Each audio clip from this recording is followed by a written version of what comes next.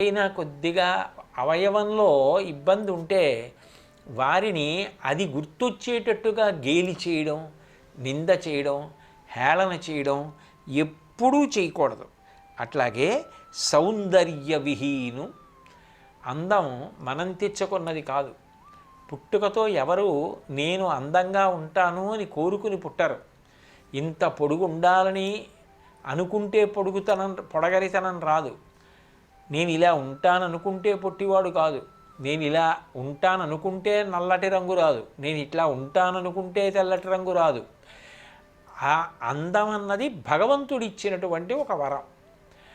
అయితే ఒక అందంగా ఉన్న వ్యక్తి అందం లేని వ్యక్తిని తక్కువ చేసి మాట్లాడకూడదు. ఎందుకనంటే అందం నిజానికి బాహ్యంలో కనపడేదానికన్నా ఆంతరంగా లోపల ఉన్న అందం గొప్ప అందం. ఎందుకనంటే కోయిల మీరందరూ చూసి ఉంటారు. కోయిల ఎలా ఉంటుంది చూస్తే? నల్లగా ఓ చిన్న పిట్టలా ఉంటుంది. కానీ కోయిల కంఠం విప్పి పాడితే ఎలా ఉంటుంది?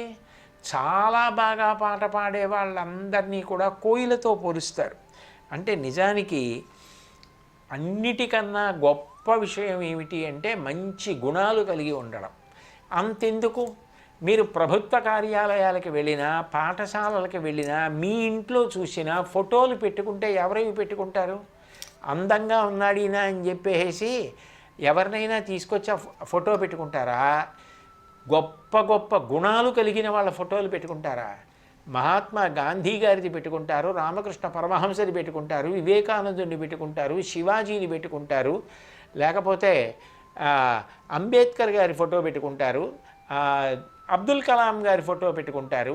వీళ్ళందరివి ఎందుకు పెట్టుకుంటారు? వాళ్ళ అందగాళ్ళని పెట్టుకోరు. వాళ్ళ ఎందున్న గొప్ప గుణాలు చూసి పెట్టుకుంటారు. అంటే నిజానికి అందం దేని వలన వస్తుంది? మనిషి గుణాల వల్ల వస్తుంది తప్ప భౌతికంగా అవతల వాళ్ళది అందం తక్కువ అనడానికి ఎవరి అందం మాత్రం శాశ్వతం? ఎవరి అందం శాశ్వతం కాదు. కాలంలో ఎవరి అందమైనా పోతుంది. ఇవాళ అందంగా ఉన్నవాళ్ళు ఇంకొక 25 ఏళ్ల తర్వాత అందంగా ఉంటారని చెప్పడం సాధ్యం కాదు. వృద్ధాప్యం వస్తే అందం పోతుంది.